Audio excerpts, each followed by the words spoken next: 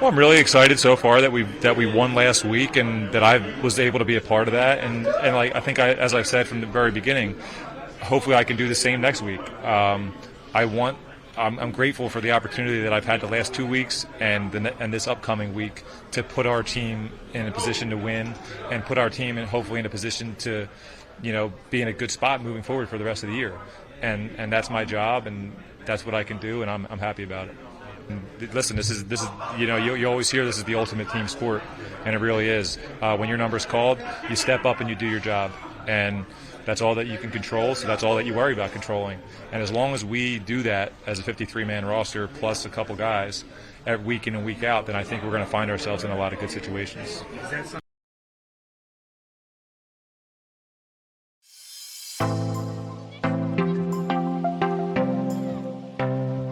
안녕하세요. 투버스터 NFL 팟캐스트입니다. 이번 에피소드는 3주차 픽입니다. 그럼 시작하겠습니다.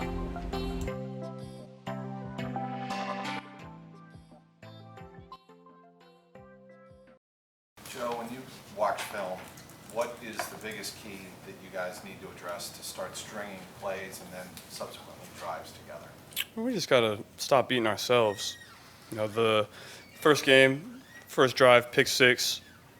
Next drive, fumble, gave him 10 points off the bat. Now we're playing from behind. Defenses can pin their ears back, play third down defense. Don't have to get up and challenge us. Same thing next game. We get down 14-3 early, starting in 1st and 15s for the first three drives, and now they can play third down defense. They can mix up the looks. They're not afraid of the run game because they're winning by 11 points. We just gotta quit being ourselves, start faster, and then we'll get more chances. 첫 번째 소개할 경기는 휴스턴 텍산스와 시카고 베어스와의 경기입니다.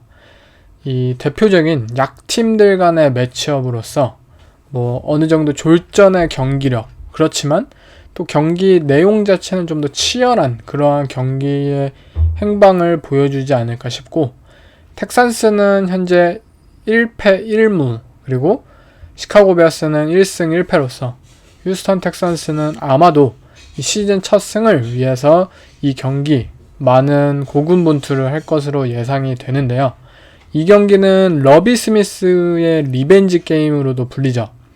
전 시카고 베어스의 감독이자 슈퍼볼까지 진출하였던 러비 스미스 감독이 현재는 휴스턴 텍산스의 감독으로서 시카고 베어스의 홈으로 지금 컴백을 하는 경기인데요. 아마 많은 베어스 팬분들이 러비 스미스에게 박수를 보내주지 않을까 싶고, 그만큼 러비 스미스는 본인이 이렇게 시카고 베어스를 상대로 한 첫 승리와 그리고 휴스턴 텍산스에서의 첫 승리, 이런 의미 있는 굉장히 큰 경기를 지금 가지게 되었습니다. 지금 라인은 시카고 베어스가 -3로 지금 탑독에 있는 상황이고, 그 이유는 1승 1패라는 좀 더 텍산스보다 좋은 성적을 거두고 있고, 또 아무래도 홈 경기라는 점, 베어스가 유리할 것으로 지금 보이는데요.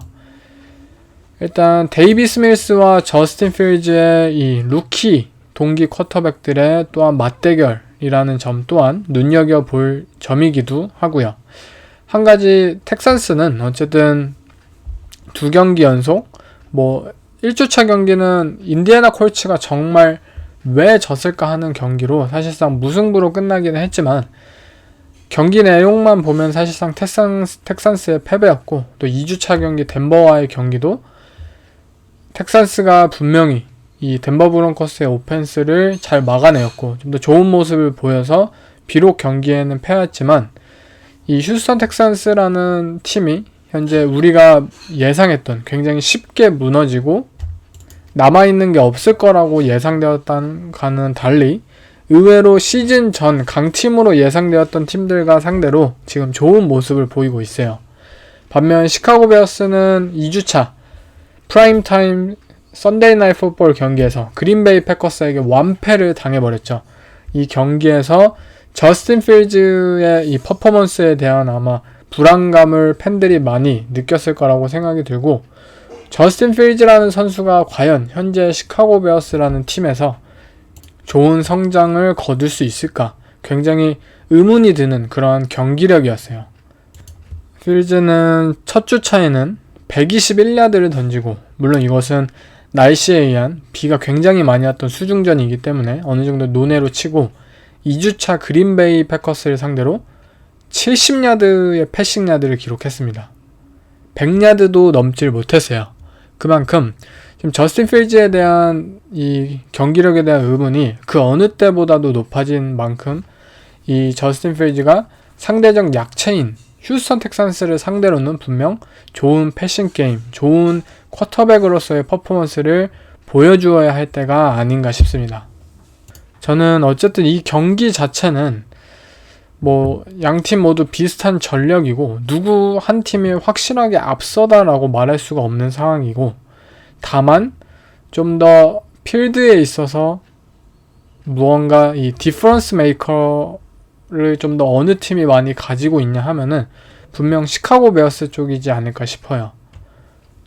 뭐 로크완 스미스나 에디 잭슨 이런 디펜스 사이드의 그런 디퍼런스 메이커, 플레이 메이커들도 있고, 베어스의 오펜스에는 뭐 데이비드 몽고메리, 이 러닝백을 통한 러싱 게임이 현재까지는 그래도 잘 좋은 방향으로 진행이 되고 있는 점을 생각하자면 시카고 베어스가 그래도 홈이기에 이 휴스턴 텍산스를 상대로 좀 더 좋은 경기력을 보여주지 않을까 싶어요. 근데 마이너스 3 커버를 확실하게 할 것이냐에 대해서는 분명히 의문이 있어요. 그렇지만 그래도 이 휴스턴 텍산스가 저번 주에는 덴버 원정, 그리고 이번에는 시카고의 원정, 2주 연속 원정을 뛴다는 점, 그러한 점을, 그리고 서로 다른 환경 속에 2주 연속 왔다 갔다 한다는 점, 그러한 점을 생각한다면 시카고 베어스의 홈에서의 이 이점이 확실히 있지 않을까 싶어요. 그러한 의미에서 저는 시카고 베어스의 마이너스 3 커버를 선택하겠습니다.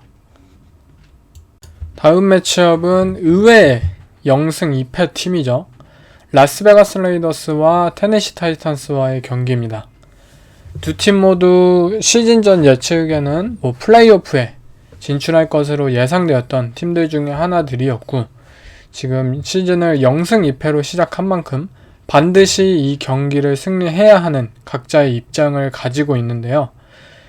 지금 라스베가스 레이더스는 일단 조시 맥다니엘 감독의 첫 승이 이 경기를 통해 달려있고, 테네시 타이탄스는 지금 뭐 라이벌인 인디애나 콜츠가 0승이고 또 본인들도 0승, 그런 상황 속에서 뭐 잭슨빌 제규어스에게 뒤처지지 않기 위해서는 반드시 이 경기 1승을 통해 분위기를 지금 쇄신해야 하는 상황입니다.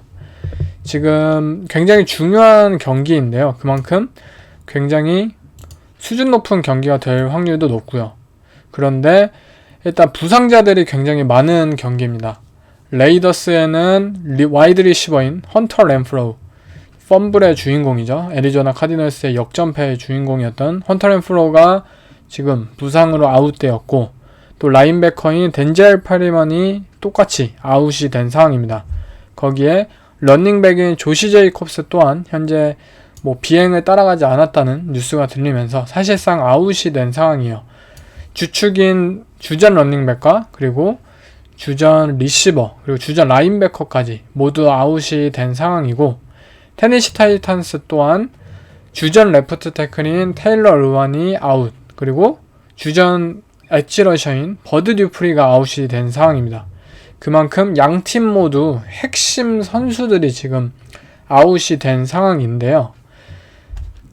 지금 라스베가스 레이더스의 경우에는 어느 정도의 좀 레벨을 가지고 있는 것은 분명히 느꼈어요. 뭐 1주차에 디반테 아담스가 뭐 100야드를 돌파하면서 바로 첫 경기만에 이 팀의 오펜스, 그리고 2주차에는 뭐 애리조나 카디널스를 전반전에 셧아웃 했을 정도로 좋은 퍼포먼스를 보였고요. 물론 후반전에 그런 체력적 문제, 그리고 뭐 플레이콜적인 문제가 일어나오면서 역전패의 희생양이 되긴 했지만, 라스베가스 레이더스라는 팀은 분명히 터질 듯 말 듯 그들의 포텐셜을 지금 완전히 터트리고 있지는 못하지만 어느 정도의 포텐셜을 가지고 있음은 우리가 지금 확인할 수 있었어요.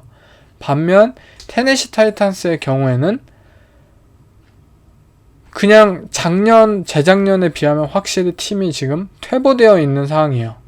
데릭 헨리는 저번 주 버팔로 빌스를 상대로 13번 러싱 시도에 25야드밖에 진출을 하지 못하였고, 뭐 라이언 테너힐 또한 2개의 인터셉션, 그리고 뭐 117야드를 지금 전진시키면서 뭐 오펜스 쪽에서 굉장히 큰 지금 문제를 일으키고 있습니다. 한 가지 그래도 긍정적이라는 점은 테네시 타이탄스의 분명 이 업프런트는 상대 쿼터백을 분명히 잘 압박해내고 있다라는 점만 테네시 타이탄스에게 있어서는 조금 긍정적인 면이라고 생각이 들고요. 어찌됐든 양팀 모두 지금 아쉬운 상황이고 부상자까지 많은 경기예요. 그만큼 어떻게 경기가 진행될지는 분명히 예상하기는 어려운 상황이고, 분명 주전 라인베커가 지금 부상으로 빠진 상황은 이 테네시 타이탄스의 러싱 게임, 뭐 데릭 헨리든 뭐 돈트레 힐라드든 이 러닝백들이 타이탄스의 러닝백들이 그나마 좀 좋은 러싱을 보여줄 수 있지 않을까 싶은데, 또 주전 레프트 태클인 테일러 르완이 빠졌다는 점은 이 러싱 불락적인 측면에서 분명히 마이너스가 되고, 또 라스베가스 레이더스에는 챈들러 존스와 이 매드맥스가 지금 엣지러셔로 있기 때문에 테네시 타이탄스의 결국 이 패싱 게임에서의 프로텍션 문제, 작년 테네시 타이탄스의 1주차 경기에서 챈들러 존스가 무려 5개의 색을 기록했었죠. 이 타이탄스를 상대로. 아마도 이 경기도 물론 5개의 색은 좀 오바겠지만 테일러 르완이 빠진 타이탄스의 이 오펜시브 라인을 상대로 챈들러 존스와 이 매드맥스가 굉장히 엄청난 활약을 펼치면서 이 포켓을 부수면서 라이언 테너힐을 충분히 압박해내지 않을까 싶어요. 물론 테네시 타이탄스의 뭐 제프리 시몬스나 디니커 어트리, 뭐 워커 이러한 선수들도 충분히 데릭 카를 압박해내고 뭐 펌블이나 색을 충분히 기록할 수 있는 상황이긴 하지만, 그나마 레이더스에는 더 많은 디반테 아담스나 뭐 데런 월러 이러한 이 스킬 포지션 선수들이 굉장히 좋은 선수들이, 뛰어난 선수들이 많기 때문에 헌터 렌프로가 빠진 것은 분명히 아쉽지만 데릭 카에게는 이 라이언 테너힐보다는 좀 더 많은 옵션이 있다는 것을 염두에 두셨으면 좋겠어요. 지금 타이탄스의 리시빙 옵션은 결국 이 로버트 우즈 말고는 사실 믿을 만한 선수가 없어요. 뭐 루키 리시버의 트레일런 벅스는 아직 그 선수는 성장하고 있는 단계이기 때문에 결국 저는 라스베가스 레이더스 부상자가 굉장히 많지만 레이더스의 부상자 측면보다는 타이탄스의 부상자 측면이 좀 더 팀에 영향을 많이 끼치지 않을까 싶고, 레이더스가 현재 마이너스 2.5 지금 탑독인 상황이고요. 이러한 상황에서 라인 커버를 충분히 해내면서 조시 맥다니엘스 감독의 첫 승리로 경기가 끝이 나지 않을까 싶습니다. 다음은 캔자스시티 칩스와 인디애나 콜츠와의 경기입니다. 인디애나 콜츠 홈에서 열리는 경기이고, 콜츠는 지금 모두가 예상하지 못했죠. 저번 주 잭슨빌 제기어스를 상대로 셧아웃 패배를 당하고 1주차인 휴스턴 텍산스를 상대로 무승부를 기록을 했어요. 그만큼 지금 인디애나 콜츠는 그 시즌 전 기대와는 달리 굉장히 형편없는 모습을 보여주고, 그 중심에는 결국 오펜스의 이 저조한 퍼포먼스가 있지 않나 싶어요.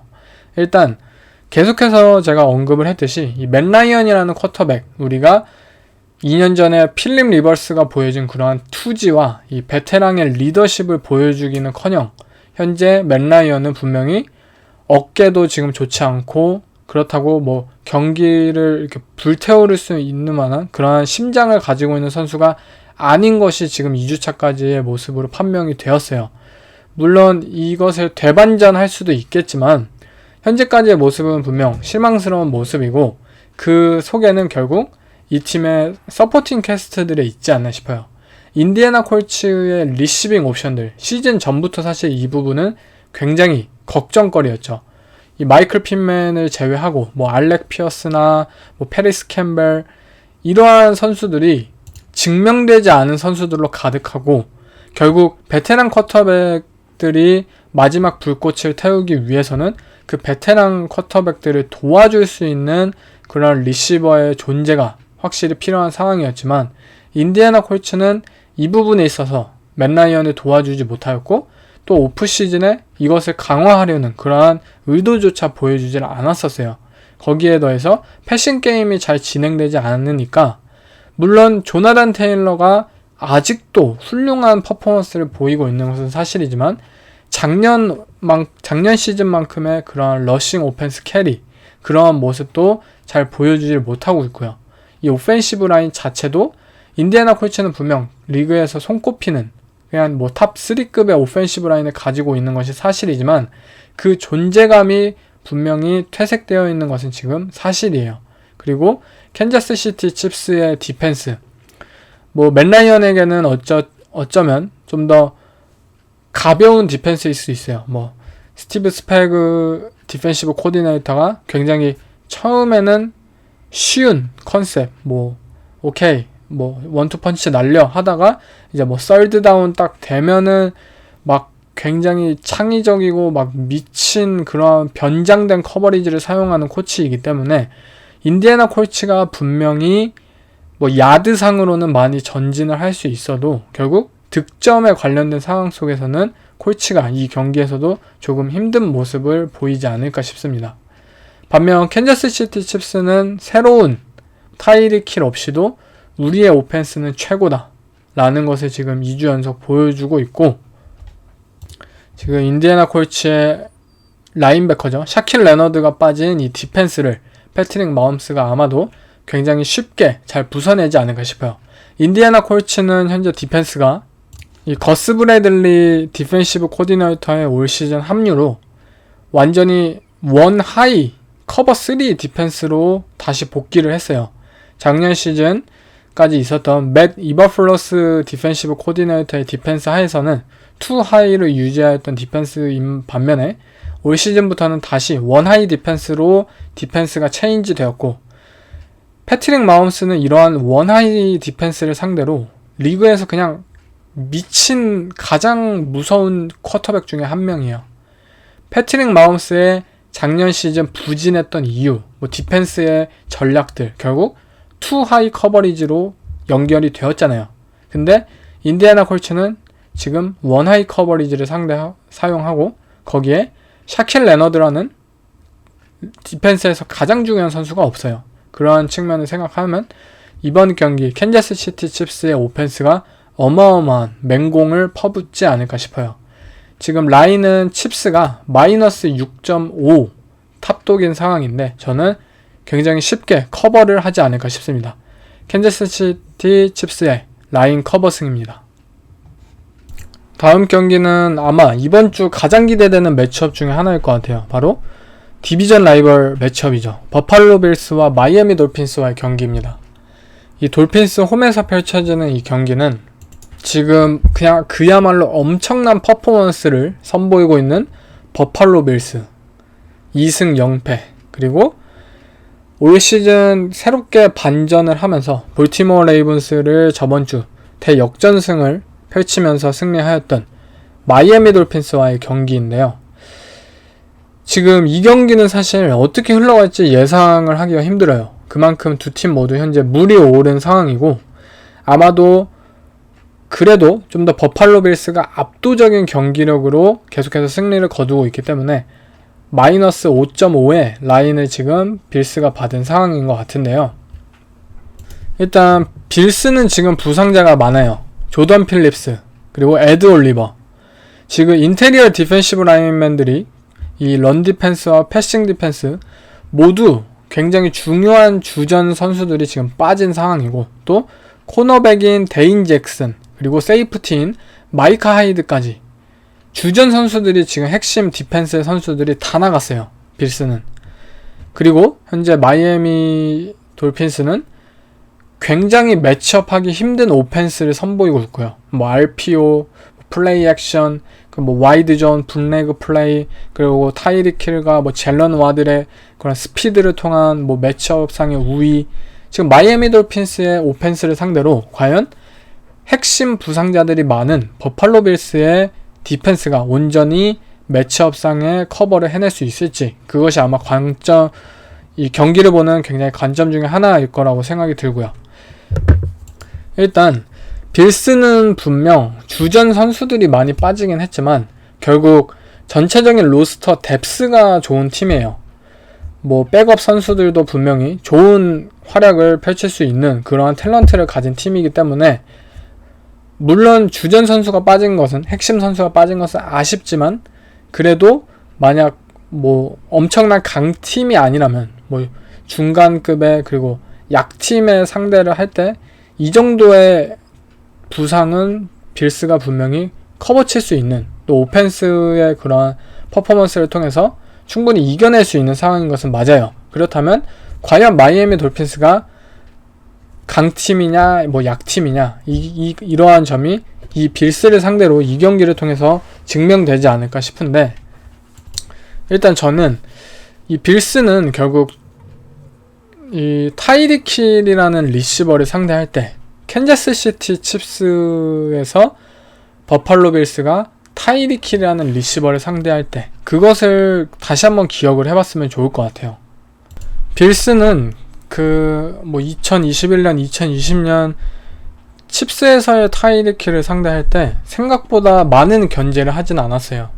뭐 라인 선상에서부터 프레스하게 그를 뭐 제밍을 중점적으로 하여서 그의 릴리즈를 늦추고 그의 스피드를 억제하고 또는 뭐 더블 커버리지를 이용해서 뭐 넘버 2 코너백과 함께 세이프티 한 명으로 더블 커버리지를 유도한다든지 이러한 타이릭 힐에 대한 집중 견제를 사실 빌스의 디펜스는 잘 하지 않았고 이 때문에 때로는 빅플레이를 많이 낳기도 하였고 뭐 때로는 오히려 대신 블리츠를 통해서 상대 쿼터백을 직접적으로 압박하는 그러한 방법들을 선택을 했었어요. 이 마이애미 돌핀스에서의 타이릭 힐을 상대로 과연 어떠한 플레이들을 펼칠까? 이 빌스의 디펜스의 입장에서 생각을 하자면 일단 빌스는 지금 본 밀러라는 엣지러셔의 존재 덕분에 포맨 러쉬가 지금 리그에서 굉장히 강력한 팀으로 지금 성장을 했습니다. 물론 이번 경기 조던 필립스와 에드 올리버라는 핵심적인 패스러셔들 이 디펜시브 태클 주전 선수가 빠지긴 했지만 이들은 분명히 어떻게 해서라도 좋은 뎁스를 통해서 이 포맨 러쉬로 쿼터백을 압박해내려고 할 것이 분명하고 그렇다면 그 나머지의 이제 백 세븐을 통해서 이제 상대 이 돌핀스의 리시버들을 이 존 커버리지를 통해서 뭐 투 하이 커버리지를 꺼내 들어서 좀 더 압박을 해내려고 하는 모습을 보여줄 것 같아요.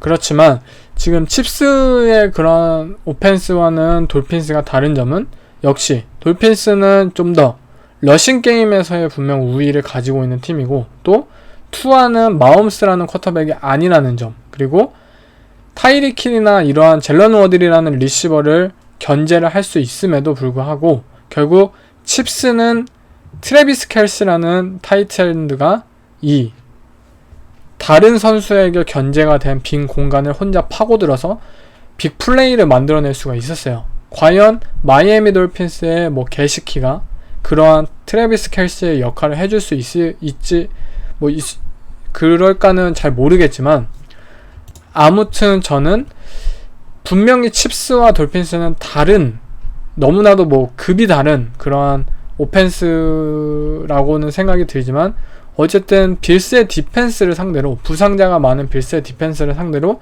충분히 스피드 쪽인 매치업 그리고 이 스페이싱을 통한 매치업 이러한 부분에서 어느 정도 성공을 거둘 수 있지 않을까 싶어요. 그렇지만 결국 이 모든 것은 쿼터백인 투아에게 달려있다고 생각을 해요. 그가 과연 마홈스처럼 확실한 뭐 디시전을 내릴 수 있을지 확실하게 강한 패스를 날릴 수 있을지 타이릭 힐이나 젤런 와들이 오픈 찬스를 열었을 때 그가 과연 강력한 어깨를 통해서 뒷볼을 메이킹할 수 있을지 아마 투아의 진정한 시험대는 이번 경기이지 않을까 싶고요.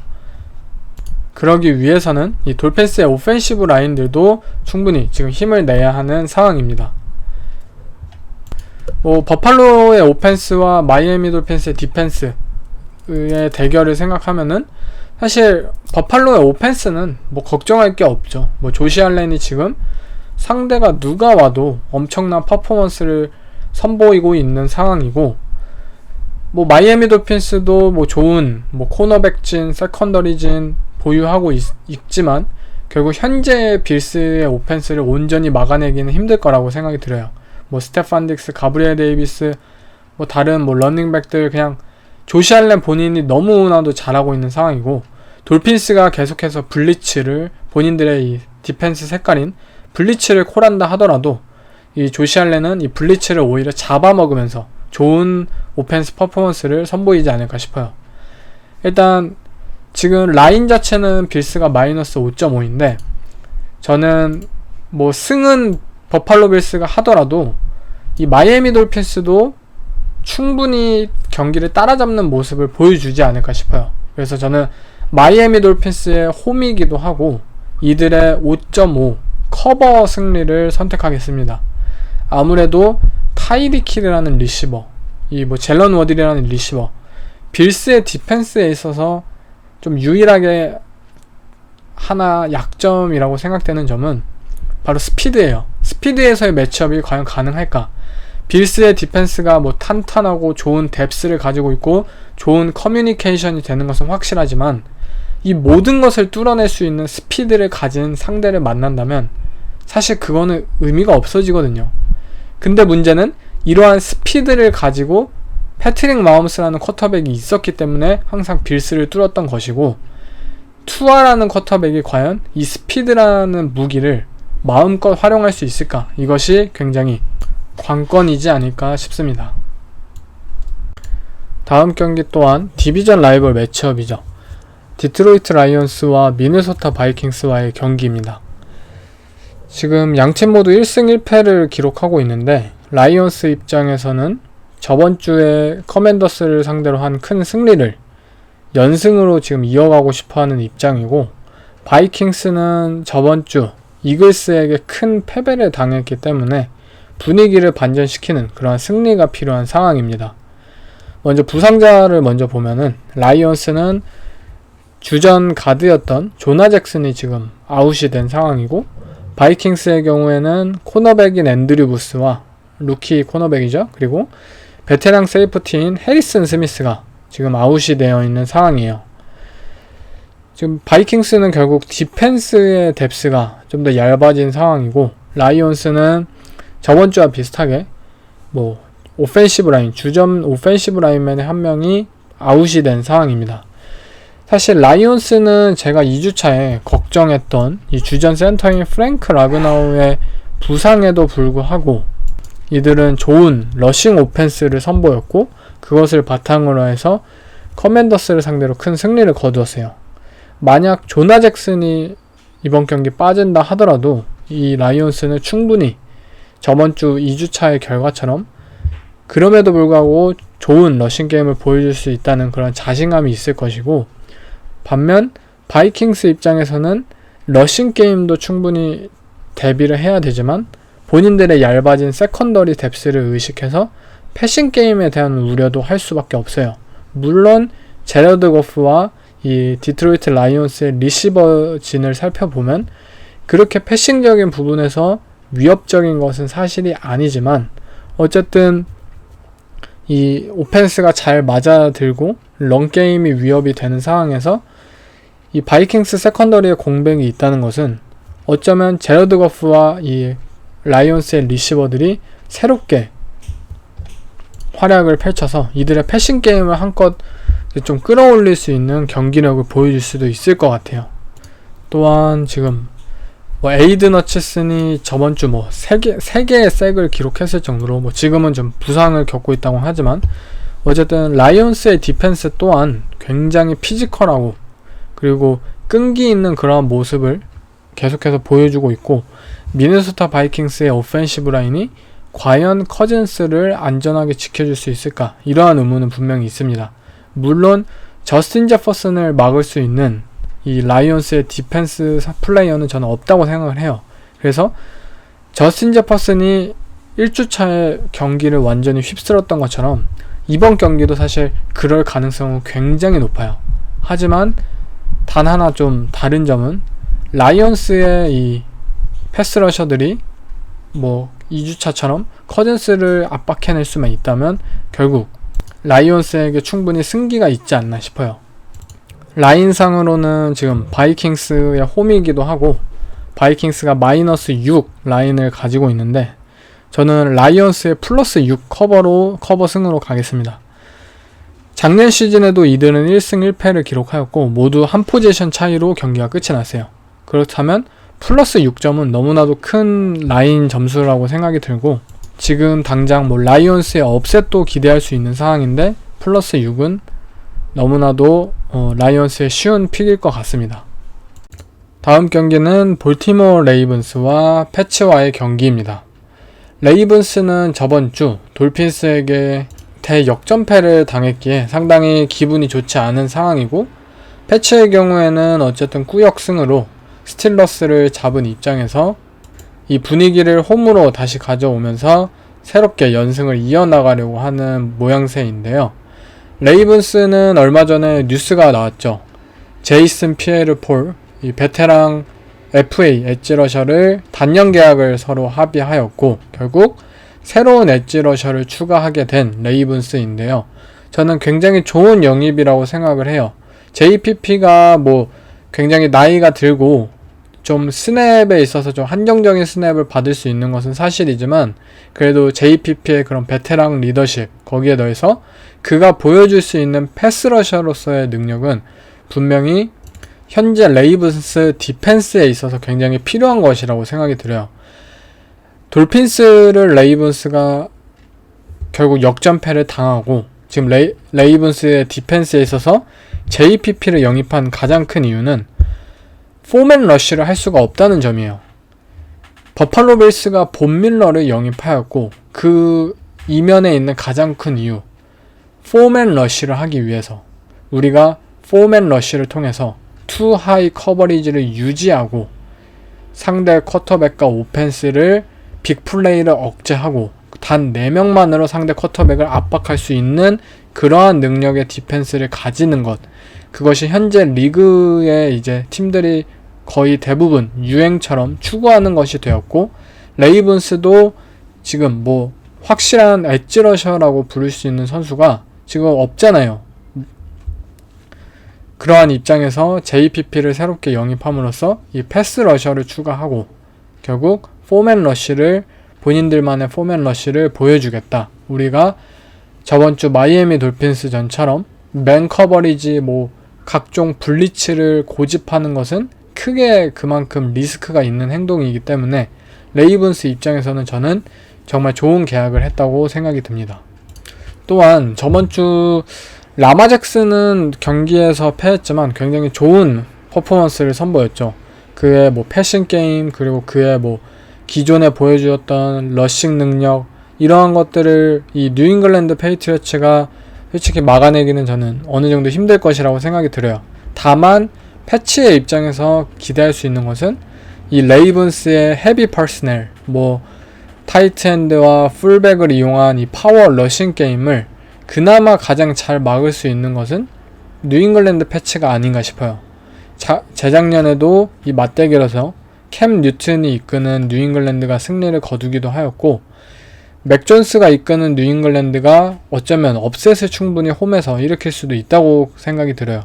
그 발판에는 결국 레이븐스의 러싱 오펜스를 패치가 얼마나 잘 막을 수 있느냐라는 부분이 있겠고요. 한 가지 조금 뉴잉글랜드 입장에서 불안한 점은 이 맥 존스가 계속해서 턴오버를 만들어내고 있다는 점이에요. 계속해서 좀 본헤드 플레이라고 하죠. 좀 어이없는 뇌를 비우고 던지는 패스들이 굉장히 많아요.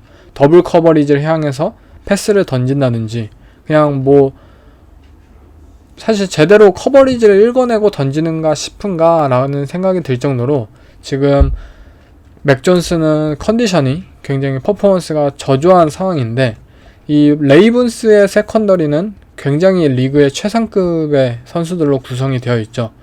뭐 비록 마이애미 돌핀스에게는 뭐 후두려 맞긴 했지만 마이애미 돌핀스의 리시빙 진하고 이 패치의 리시빙 진하고 비교하면은 사실 비교할 수가 없을 정도잖아요. 그만큼 레이븐스의 이 세컨더리가 정말 맥 존스를 통해서 어마어마한 뭐 인터셉션을 뽑아낼 수 있는 것도 사실이고요. 그렇기에 뭐 패치가 승리하기 위해서는 맥 존스의 이 턴오버를 어느 정도 줄이고, 그리고 레이븐스의 러싱 오펜스를 최대한 억제하는 것, 그것이 열쇠가 되지 않을까 싶습니다.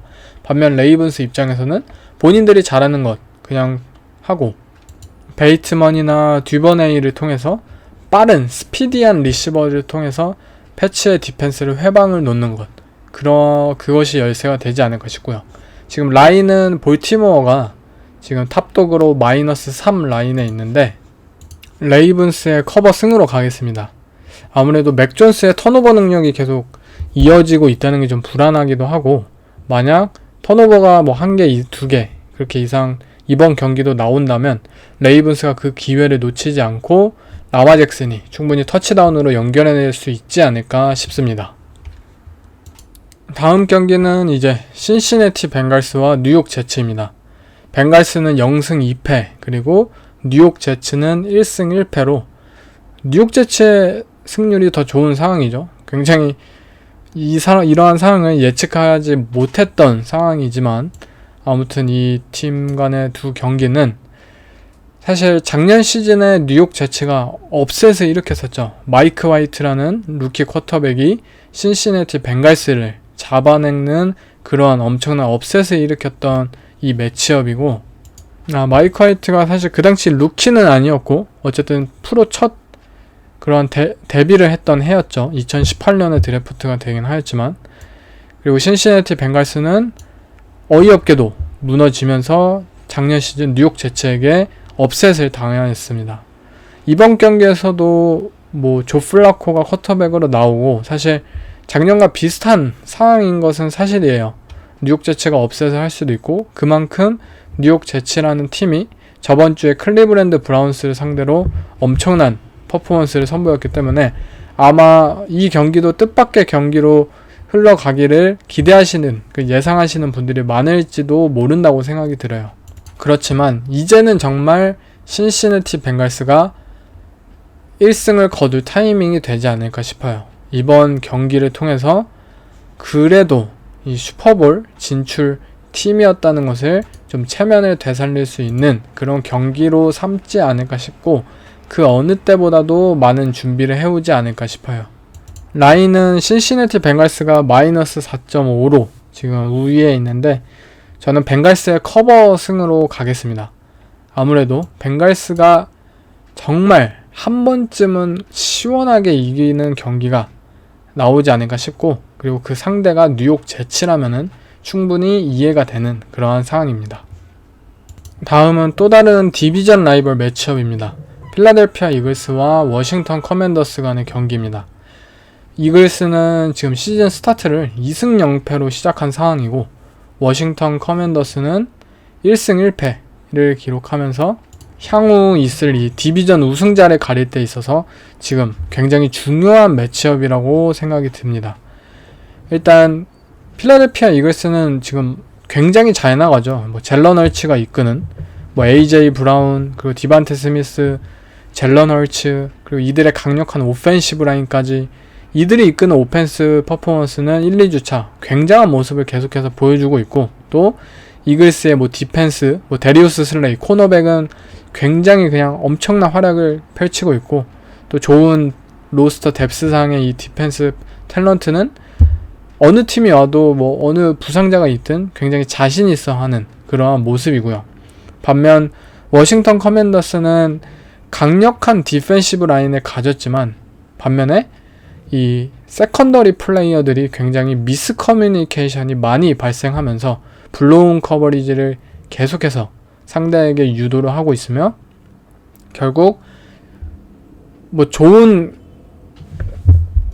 디펜시브 라인이 있음에도 불구하고 디펜스의 퍼포먼스가 굉장히 아쉬운 상황입니다.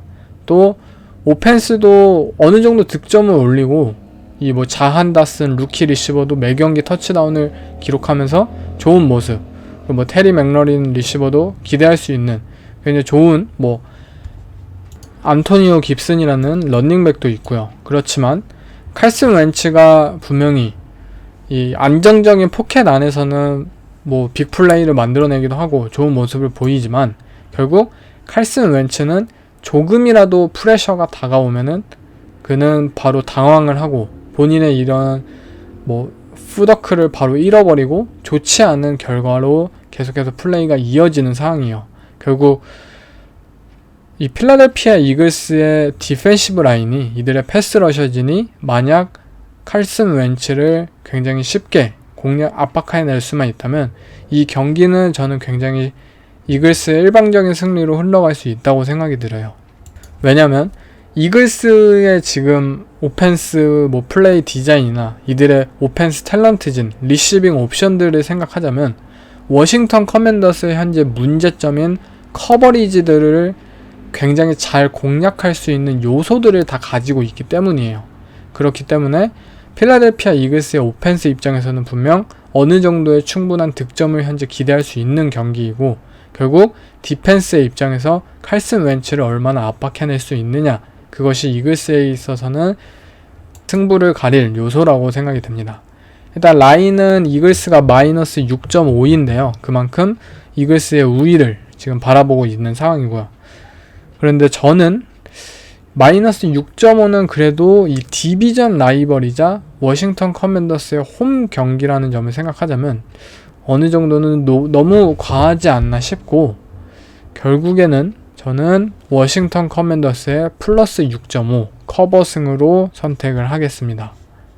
칼슨 웬츠가 이끄는 이 커맨더스의 오펜스가 1, 2주차 어쨌든 지든 이기든 좀 괜찮은 득점력을 어쨌든 스코어 상으로는 찍고는 있어요. 그렇기 때문에 저는 커버승을 선택하겠습니다.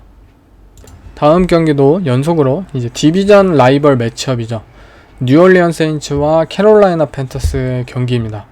팬터스는 지금 0승 2패로 시즌을 시작했기 때문에 이 디비전 라이벌인 세인츠를 상대로 반드시 제물로 삼아서 1승을 거두려고 하는 필사적인 경기가 될 것 같은데요. 작년 시즌에 이들은 1승 1패를 주고받았어요. 이 2주차에 캐롤라이나 팬터스의 홈에서 펼쳐진 경기에서 캐롤라이나가 이겼고, 또 시즌 후반에 세인츠 홈에서는 세인츠가 각각 이겼는데, 일단 캐롤라이나 팬터스의 이 홈에서 펼쳐지는 이 경기는 캐롤라이나라는 팀이 그래도 어느 정도의 체급을 가지고 있느냐를 보여줄 수 있는 그런 경기가 될 것 같아요.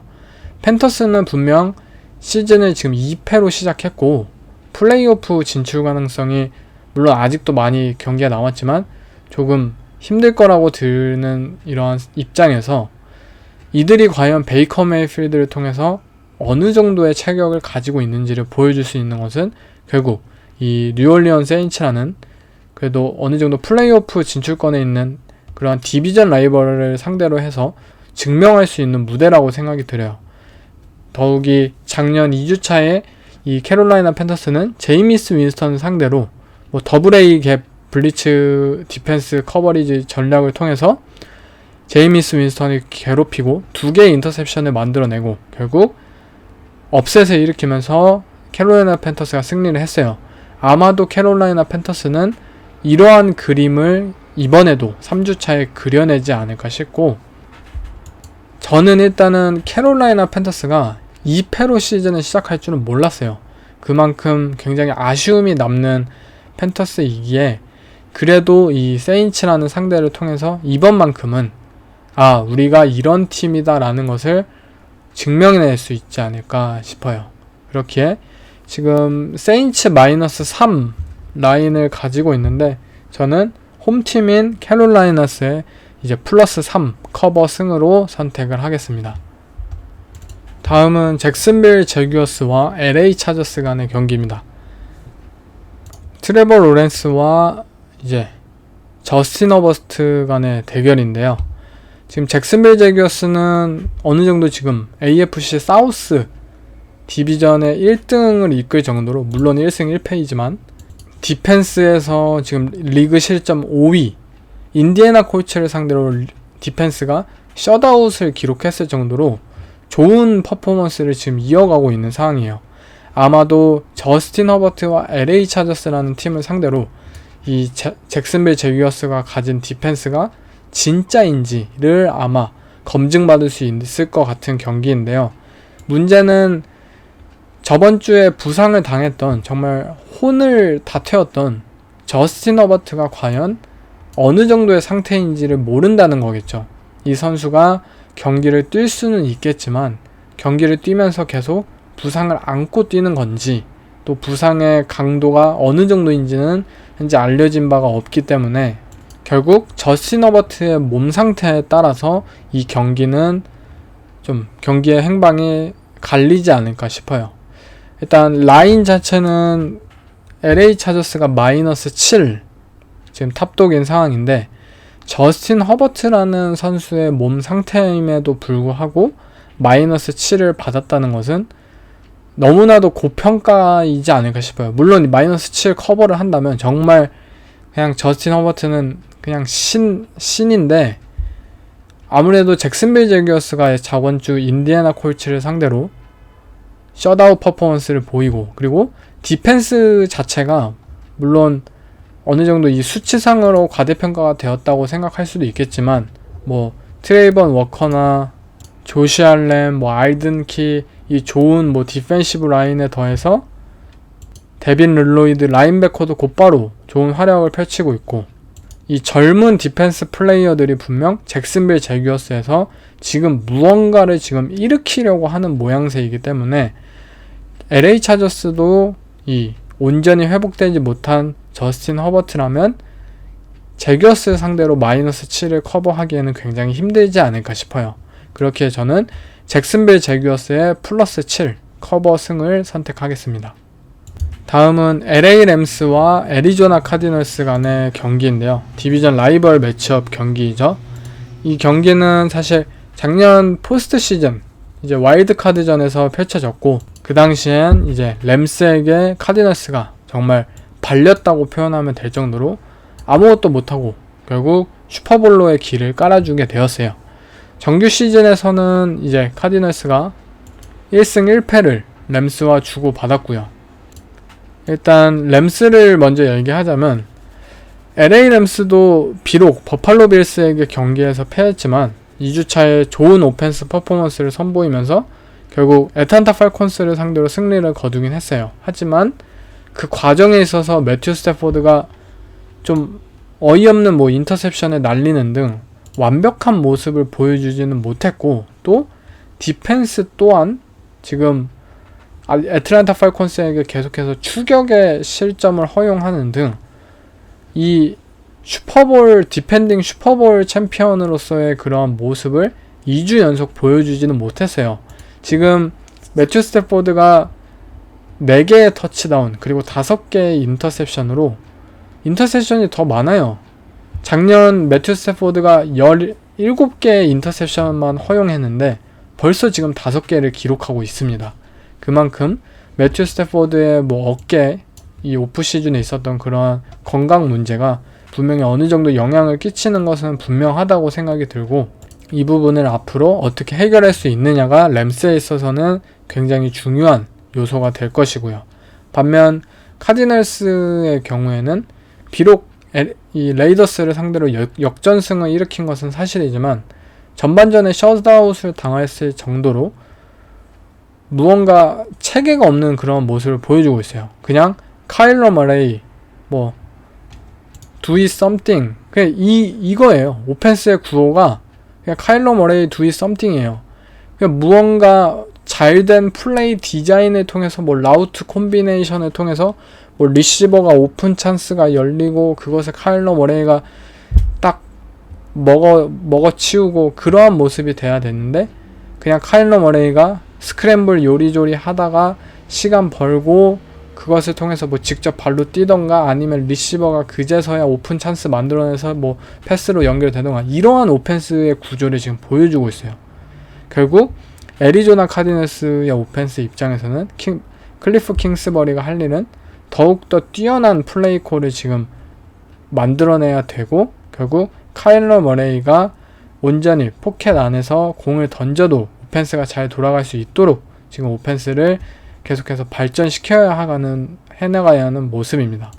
레이더스는 분명 이 카일러 머레이의 발을 막지를 못하였고 계속해서 디펜스의 체력 저하와 함께 이 포맨 러쉬를 고집하면서 결국 역전패를 당했지만 LA 램스의 디펜스는 더욱더 빡세요. 뭐 에런 도널드가 있는 것을 포함해서 이 라인 모리스 디펜시브 코디네이터는 상황에 따라서 블리츠 콜을 굉장히 적극적으로 공격적으로 사용할 수 있는 코치이고, 그만큼 카일러 머레이에게 실질적으로 다가오는 프레셔가 저번 주보다 훨씬 더 증가될 것이라고 생각이 들어요.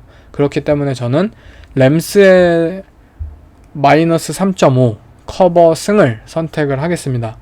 매튜 스태포드의 턴오버가 아직도 걸리기는 하지만 그만큼 램스의 디펜스가 카디널스를 상대로 좋은 모습을 보여주지 않을까 싶습니다. 다음은 애틀란타 팔콘스와 시애틀 시옥스와의 경기입니다.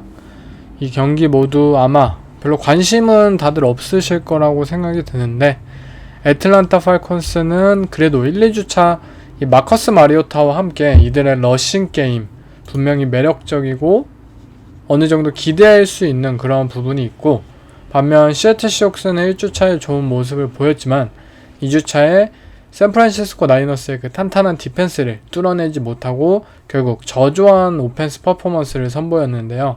시애틀의 홈이기도 하고 아무래도 시애틀이 마이너스 2 라인을 받은 탑독인 상황인데, 저는 애틀란타의 플러스 2 커버를 선택하겠습니다. 아무래도 두 팀 간에 무언가 이 상대의 오펜스 비슷한 컬러를 가졌다고 생각할 수도 있겠지만, 좀 더 애틀란타 팔콘스의 입장에서 무언가를 기대할 만한 게 더 많지 않나 싶고, 뭐 디펜스를 비교하자면 그게 뭐 시애틀 시옥스는 자말 아담스가 아웃인 상황이기 때문에 그게 그것이라고 여겨지기도 하고요. 결국 포인트를 따라가서 애틀란타 팔콘스의 플러스 2 커버로 선택을 하겠습니다. 다음 경기가 이제 진짜죠. 그린베이 패커스와 템파베이 벅스의 경기입니다. 이 경기는 아마 뭐 이번 포스트 시즌에 다시 볼 수 있을 정도로 이 두 팀이 굉장히 기대가 되는 두 팀 간의 대결인데요. 패커스에게는 지금 세미 와킨스가 아웃이고, 벅스는 크리스 가딘과 아키믹스가 지금 아웃인 상황이에요.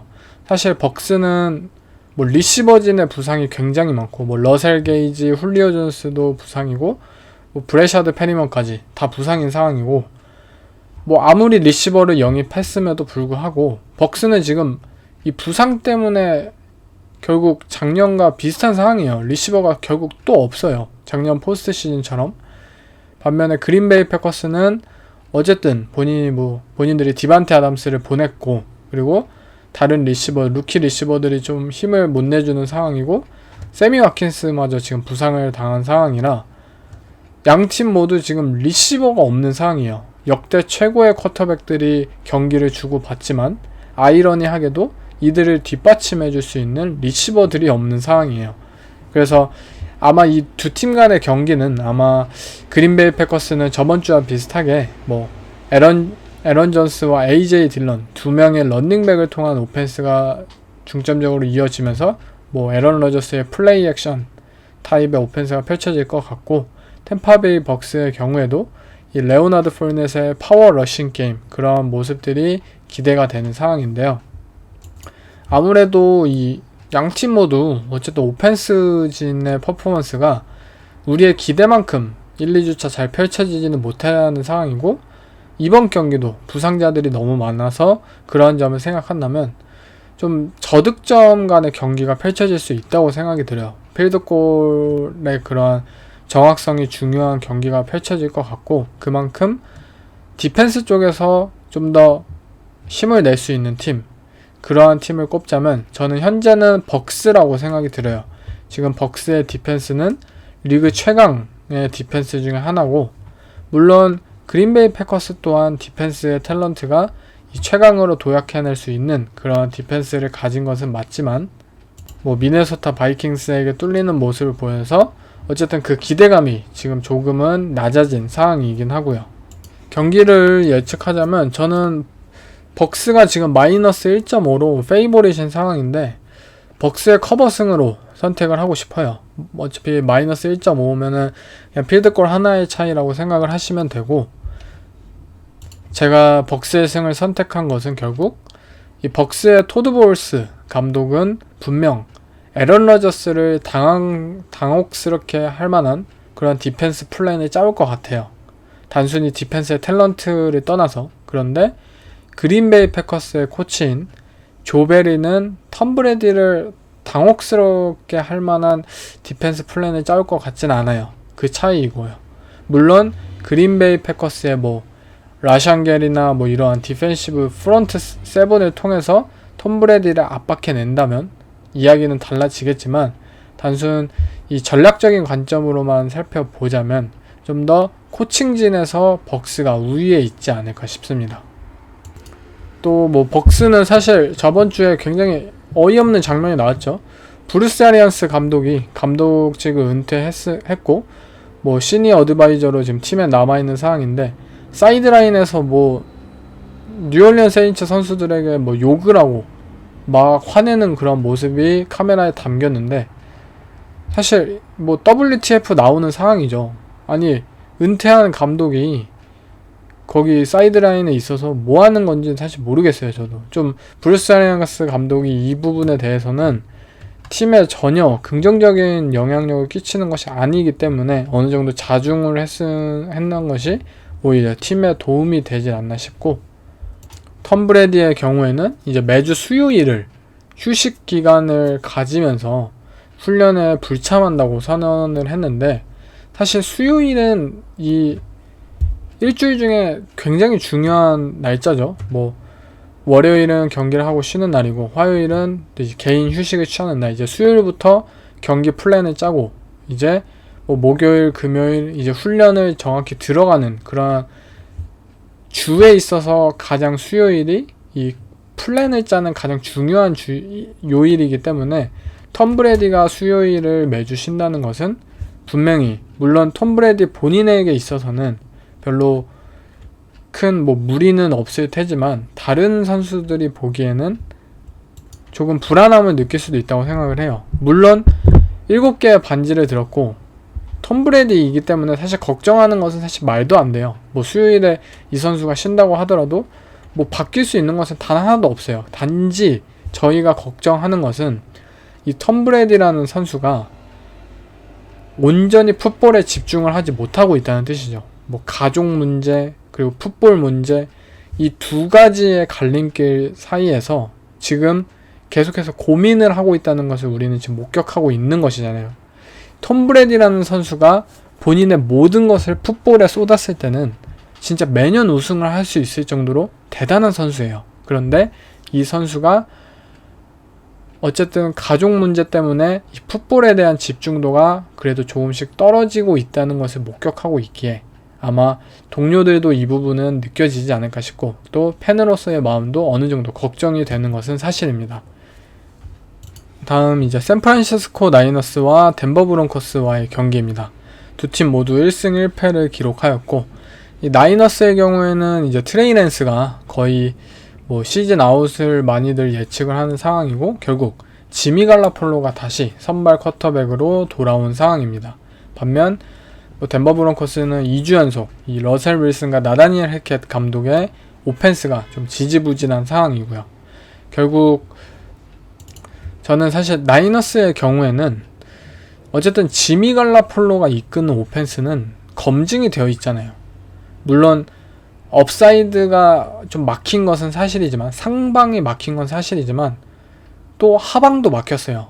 이 팀은 분명히 안정적인 시즌을 보낼 것임이 지금 확신이 드는 상황이고, 단단한 디펜스, 그리고 좋은 오펜스 탤런트, 그리고 좋은 오펜스 콜링, 그러한 것들을 가지고 있기 때문에 샌프란시스코는 오히려 지미 갈라폴로의 합류로 인해서 좀 더 안정적인 시즌을 보낼 것이 예측이 되는 상황이고, 반면 덴버 브론코스의 경우에는 분명 이 이베로라는 새로운 디펜시브 코디네이터가 분명 좋은 이 오펜스와는 달리 좋은 디펜스를 이끌고 있는 것은 맞지만, 결국 우리가 기대하였던 러셀 윌슨과 나다니엘 해켓 감독의 만남, 이들의 오펜스가 어쨌든 기대만큼은 그런 오펜스 퍼포먼스를 보여주지 못하고 있기 때문에 굉장히 아쉬움이 남는 상황입니다. 결국 덴버 브론코스는 오펜스를 어떻게 계속해서 발전시키고 이 폼을 이끌어내느냐, 그 문제인 것 같은데, 나이너스의 디펜스는 현재 만만치가 않아요. 단순히 뭐 디펜시브 라인의 탤런트 뿐만이 아니라 이들의 뭐 루키 세이프티인 후판과 이 세이프티 또한 뭐 리그에서 가장 익스플로시브한 뭐 디펜스 퍼포먼스를 선보이고 있고, 이 백세븐 또한 나이너스가 굉장히 좋은 선수들을 발굴해내고 이게 좋은 시너지를 보내고 있는 상황입니다. 결국 저는 러셀 윌슨과 이 나다니엘 해켓 감독의 오펜스가 1, 2주차만 보면은 이 나이너스의 디펜스를 뚫어내기는 굉장히 힘들지 않을까 싶고, 이들은 덴버 브론코스는 결국 이 자반테 윌리엄스라는 2년차 런닝백을 통한 오펜스를 계속해서 주도적으로 통해서 오펜스를 전진해 나가는 방법을 찾지 않을까 싶어요. 반면에 샌프란시스코 나이너스는 어쨌든 이들은 좋은 러싱 게임 그리고 좋은 오펜스 구조 시스템을 가지고 있기 때문에 지미 갈라폴로와 함께 최소한의 득점을 거둘 수 있는 그러한 공식을 가지고 있어요. 그렇기에 저는 지금 샌프란시스코 나이너스가 마이너스 1.5 페이보릿 지금 상황인데, 저는 나이너스의 커버 승으로 가겠습니다. 나이너스가 2승 1패로 지금 치고 나갈 수 있는 그러한 매치업이지 않을까 싶습니다. 이제 마지막 경기죠. 이제 먼데이 나잇 풋볼 경기, 댈러스 카우보이스와 뉴욕 자이언츠 두 디비전 라이벌들 간의 경기인데요. 사실 댈러스 카우보이스는 쿠퍼 러쉬를 올렸지만 신시내티 벵갈스를 상대로 업셋을 일으키면서 굉장히 제리 존스가 흡족해할 만한 그러한 경기를 저번 주에 선보였고, 뉴욕 자이언츠는 시즌을 2승 0패로 시작하는 굉장히 좋은 스타트를 끊었어요. 하지만 뉴욕 자이언츠의 2승은 사실 경기 내용만 보자면 조금 거북한 2승이라고 표현을 하고 싶어요. 뭐 너무 심하게 표현하자면 역겨운 2승이라고 표현하고 싶을 정도로, 데니얼 존스는 스탯상으로는 뭐 그냥 나쁘진 않지만 실제 경기만 보면은 와, 어떻게 이렇게 아직도 플레이를 하지, 어떻게 단 한 점도 고쳐지질 않을까, 이 선수는 몇 년 동안 이러한 감정이 들게 하는 퍼포먼스를 선보이고, 또 뭐 디펜스도 오펜스도 뭐 스페셜 팀이든 뉴욕 자이언츠는 그냥 어쨌든 뭐 확실하게 압도하는 경기력을 보여주고 있는 것은 아니기 때문에 계속 꾸역꾸역 상대의 실수 덕분에 뭐 공교롭게 이기는 그런 모양새를 보여주고 있고, 저는 자이언츠가 현재로서는 3승까지는 좀 바라는 것은 좀 오바가 아닌가 싶어요. 물론 댈러스 카우보이스 쿼터백이 뭐 프레스캇이었다면 좀 얘기가 달라졌겠지만, 지금 뉴욕 자이언츠가 쿠퍼 러쉬를 상대로 2승 그리고 마이너스 2.5 페이보릿인 상황은 댈러스 카우보이스에게 걸고 싶지 않나 싶습니다. 댈러스 카우보이스가 저번주 신시내티 벵갈스를 잡은 것처럼 쿠퍼 러쉬가 안전하게 공을 인계해주고 또 런닝백들이 좋은 러싱 게임을 보여준다면 충분히 댈러스 카우보이스가 이 커버를 해낼 수 있는 그러한 경기를 펼치지 않을까 싶습니다. 네, 이상 3주차 경기들에 대해서 픽을 꼽아 봤는데요. 저번 주에 저는 9승 7패를 기록하면서 이제 5할 승률을 딱 맞추게 되었는데요. 여러분들도 제 픽엠을 들으시고 좋은 결과 있으시길 바라겠습니다. 그럼 이번 에피소드는 여기서 마치겠습니다. 감사합니다.